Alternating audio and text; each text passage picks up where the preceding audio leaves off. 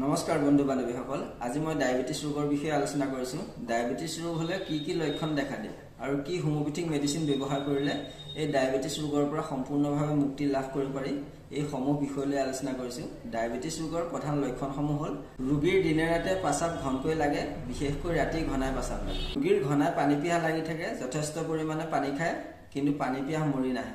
ৰোগীৰ ভোক বাৰে লাগে, যথেষ্ট পৰিমাণে খাই থাকে। ৰোগীয়ে সামান্য পৰিশ্ৰম কৰিলে যথেষ্ট পৰিমাণে ভাগৰ লাগে আৰু শ্বাসকষ্টৰ সৃষ্টি হয়। ৰোগী শাৰীৰিক আৰু মানসিকভাৱে অত্যাধিক দুৰ্বল হৈ পৰে আৰু শুই থাকিলে আৰাম পাই থাকে। ৰোগীৰ ওঠৰ চুকত ফাটে, ঘাঁ হয় আৰু দিনে ৰাতিয়ে মুখ শুকাই থাকে। ৰোগীৰ গাৰ ছালবোৰ শুকাই থাকে, অত্যাধিক খজুৱতি হয়, বিশেষকৈ গুপ্তাংগ আৰু কৰঙণৰ চুকত অত্যাধিক খজুৱতিৰ সৃষ্টি হয়। ৰোগীৰ ওজন ক্ৰমান্বয়ে কমি আহে। ৰোগীৰ প্ৰজনন শক্তি আৰু স্মৃতি শক্তি অত্যাধিক দুৰ্বল হৈ পৰে। ৰোগীৰ দৃষ্টিশক্তি একেবাৰে কমি যায় আৰু চানি পৰা ৰোগে দেখা দিয়ে। ৰোগীৰ যদি শৰীৰৰ কোনো অংশত ঘাঁ হয়, সেই ঘাঁ সোনকালে শুকাবলৈ নিবিচাৰে।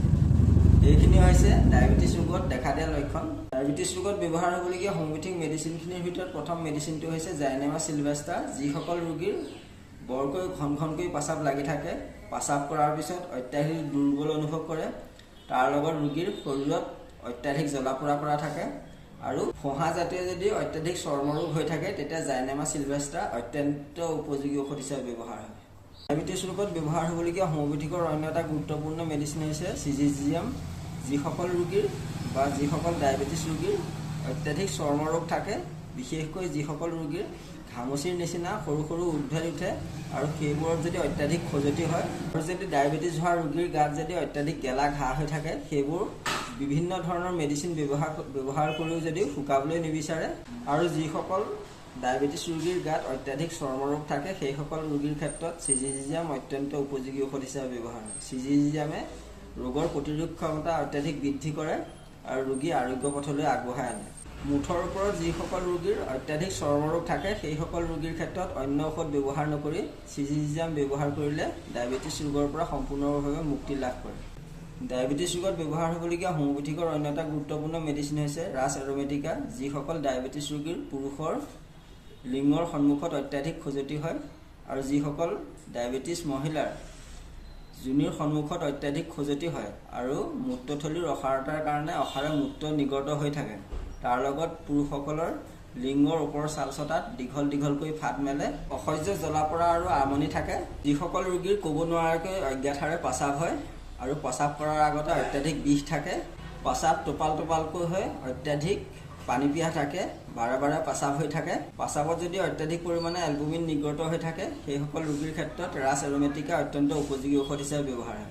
ডায়েবেটিছ ৰোগত ব্যৱহাৰ হ'বলগীয়া হোমিওপেথিকৰ অন্য এটা গুৰুত্বপূৰ্ণ মেডিচিন হৈছে এব্ৰোমা আগষ্ট। যিসকল ৰোগীৰ ঘনকৈ পাচাব লাগে, পাচাবো বহুত পৰিমাণে হয় আৰু পাচাব কৰাৰ পিছতে অত্যাধিক পানী পিয়াহ লাগে। যিমানেই পানী পিয়াহ হওক, মুখ শুকাই থাকে সকলো সময়তে, তাৰ লগত মূত্ৰথলীত অত্যাধিক জ্বলা পোৰা কৰা থাকে, পাচাব ঘোলা হয় আৰু পাচাবৰ পৰা অত্যন্ত দুৰ্গন্ধ ওলায়। ৰোগীৰ সমগ্ৰ শৰীৰত জ্বলা পোৰা থাকে আৰু ৰোগীৰ পাচাবত এলবুমিন নিৰ্গত হৈ থাকে।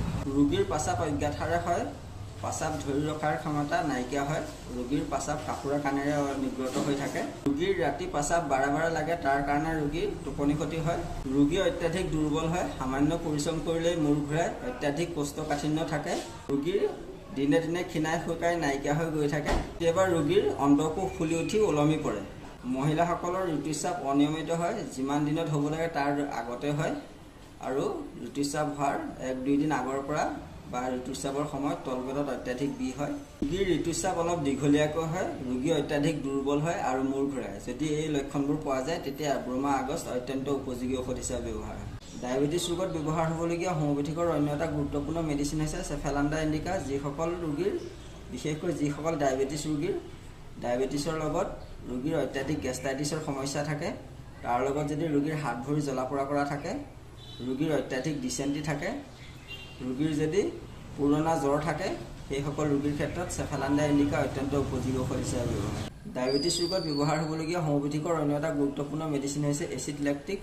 যিসকল ডায়েবেটিছ ৰোগীয়ে অত্যাধিক অজিন ৰোগত ভুগি থাকে, অত্যাধিক পৰিমাণে লেলাৱতি ওলাই থাকে, বমি ভাৱ হয় আৰু বমি কৰে, তাৰ লগত যদি ৰোগীৰ গাঁঠিবাত বা সন্ধিবাত থাকে আৰু লৰাচৰা কৰিলে যদি অত্যাধিক বিষ বৃদ্ধি হয়, যিসকল ডায়েবেটিছ ৰোগীৰ অধিক পৰিমাণে পাচাবৰ বেগ আহি থাকে, আৰু অধিক পৰিমাণে প্ৰস্ৰাৱ হৈ থাকে আৰু যিসকল ৰোগীয়ে অত্যাধিক পৰিমাণে কনষ্টিপেশ্যন অৰ্থাৎ কোষ্ঠকাঠিন্যত ভুগি থাকে সকল ৰোগীৰ ডায়েবেটিছৰ লগত অত্যাধিক বাত বিষ থাকে সেইসকল ৰোগীৰ ক্ষেত্ৰত এচিড লেক্টিক অত্যন্ত উপযোগী ঔষধ হিচাপে ব্যৱহাৰ হয় ডায়েবেটিছত ব্যৱহাৰ হ'বলগীয়া হোমিওপেথিকৰ অন্য এটা গুৰুত্বপূৰ্ণ মেডিচিন হৈছে এচিড ফছ যিসকল ৰোগীৰ ডায়েবেটিছৰ লগত স্নায়বিক দুৰ্বলতা থাকে ৰোগীৰ মূৰৰ বিষ মূৰ ঘূৰণি হাত ভৰি জিনজিননি কৰা পেট ফুলা ৰোগীৰ স্মৃতি শক্তি অত্যাধিক পৰিমাণে হ্ৰাস পায় কোনো কথা চিন্তা কৰিব নোৱাৰা অৱস্থাৰ সৃষ্টি হয় এইখিনি লক্ষণৰ লগত ৰোগীৰ অত্যাধিক পৰিমাণে অনিদ্ৰা হয় ভয় হয় আৰু মানসিক অৱসাদ আহে ৰোগীৰ সকলো সময়তে বমি ভাৱ হৈ থাকে অত্যাধিক পৰিমাণে বীৰ্যস্খলন হয় আৰু শৌচ প্ৰস্ৰাৱ কৰোঁতে যেতিয়া জোৰ দিয়ে তেতিয়া অত্যাধিক পৰিমাণে বীৰ্যস্খলন হৈ গুচি যায় ৰোগীৰ ৰাতিৰ বাৰে বাৰে প্ৰস্ৰাৱ লাগে অত্যাধিক পৰিমাণে পানী পিয়াহ থাকে আৰু ৰোগীৰ দিনে দিনে শুকাই খিনা নাইকিয়া হৈ গুচি যায় এই লক্ষণখিনি মিলাই যদি এচিড ফছ ব্যৱহাৰ কৰিব পৰা যায় তেতিয়া ৰোগী খুব সোনকালে আৰোগ্য হৈ উঠে ডায়েবেটিছ ৰোগত ব্যৱহাৰ হ'বলগীয়া হোমিওপেথিকৰ অন্য এটা গুৰুত্বপূৰ্ণ মেডিচিন হৈছে এচিড ফছ যিসকল ৰোগীৰ প্ৰস্ৰাৱ কৰোঁতে অত্যাধিক পৰিমাণে কষ্ট পায় প্ৰচুৰ পৰিমাণে প্ৰস্ৰাৱ হয় প্ৰস্ৰাৱ কৰোঁতে যদি জ্বলা পোৰা হয় ওপৰ পেট যদি ফুলি উঠে অত্যাধিক গেছ হয় এচিডিটি হয় ৰোগীৰ যদি অজ্ঞাত হাৰে গম নপৰাকৈ প্ৰস্ৰাৱ নিৰ্গত হৈ যায় আৰু প্ৰস্ৰাৱৰ বেগ আহিলে যদি তলপেটত অত্যাধিক পৰিমাণে বিষ হয় ৰোগী অত্যাধিক পৰিমাণে পানী পিয়াহ লাগে টেঙা তিতা বমি হোৱা অত্যাধিক পৰিমাণে ভোক লাগে কিবা খাদ্য খাই দিলে মানে অত্যাধিক পৰিমাণে গেছ হৈ পেটটো ফুলি উঠে কোনো ৰোগীৰ পেটত ঘাঁ হয় ৰোগীৰ ক্ষুদ্ৰান্ত আৰু বৃহদান্তত ঘাঁ হৈ পেট জ্বলা পোৰা কৰে তাৰ লগত কিছুমান ৰোগীৰ শৰীৰ ফুলা থাকে এইখিনি লক্ষণৰ লগত ৰোগীৰ শুক্ৰক্ষয় স্বপ্নদোষ আৰু জননেন্দ্ৰিয়ৰ শিথিলতা আহে যদি এই লক্ষণখিনি পোৱা যায় তেতিয়া ইউৰেনিয়াম নাইট অত্যন্ত উপযোগী ঔষধ হিচাপে ব্যৱহাৰ হয় ডায়েবেটিছত ব্যৱহাৰ কৰিবলগীয়া হোমিওপেথিকৰ অন্য এটা গুৰুত্বপূৰ্ণ মেডিচিন হৈছে নেট্ৰামচাল যিসকল ৰোগীৰ ডায়েবেটিছৰ লগত লিভাৰ ৰোগ জড়িত হৈ থাকে আৰু সামান্য পৰিৱেশ ঠাণ্ডা পৰিলে ঠাণ্ডা বতৰত বৰষুণৰ বতৰত জেকা পৰিৱেশত যদি সকলো ৰোগ বৃদ্ধি পায় সেইসকল ৰোগীৰ ক্ষেত্ৰত নেট্ৰামচাল অত্যন্ত উপযোগী ঔষধ হিচাপে ব্যৱহাৰ হয় নেট্ৰামচাল ব্যৱহাৰ কৰিবলগীয়া ৰোগীৰ প্ৰস্ৰাৱৰ থলীত যদি প্ৰস্ৰাৱ কৰে ৰোগীৰ ইটাৰ গুৰ নিচিনা প্ৰস্ৰাৱৰ থলীত পৰি থাকে কিছুমান ৰোগীৰ গাৰ কাপোৰ খুলিলে খজুৱতি হয় আৰু গাত পানী জ্বলাৰ নিচিনা উদ্ভেদ ওলায় গাত শুকান একজিমা থাকে যদি এই লক্ষণখিনি পোৱা যায় তেতিয়া নেট্ৰামচাল অত্যন্ত উপযোগী ঔষধ হিচাপে ব্যৱহাৰ হয় ডায়েবেটিছ ৰোগত ব্যৱহাৰ হ'বলগীয়া হোমিওপেথিকৰ অন্য এটা গুৰুত্বপূৰ্ণ মেডিচিন হৈছে পেনক্ৰিয়েটিনাম যিসকল ৰোগীৰ হজমী শক্তি অত্যাধিক দুৰ্বল পেট গধুৰ লাগি থাকে পেনক্ৰিয়াছৰ বিভিন্ন সমস্যাৰ কাৰণে ডায়েবেটিছ হয় পেনক্ৰিয়েটিনামে ৰোগীৰ ইনচুলিন বঢ়োৱাত অত্যাধিক পৰিমাণে সহায় কৰে যদি এই লক্ষণখিনি পোৱা যায় তেতিয়া পেনক্ৰিয়েটিনাম অত্যন্ত উপযোগী ঔষধ হিচাপে ব্যৱহাৰ হয় আপোনালোকে যদি মোৰ ভিডিঅ'টো চাই ভাল পাইছে প্লিজ লাইক কমেণ্ট আৰু ছাবস্ক্ৰাইব কৰি দিব ভিডিঅ'টো চোৱাৰ বাবে ধন্যবাদ নমস্কাৰ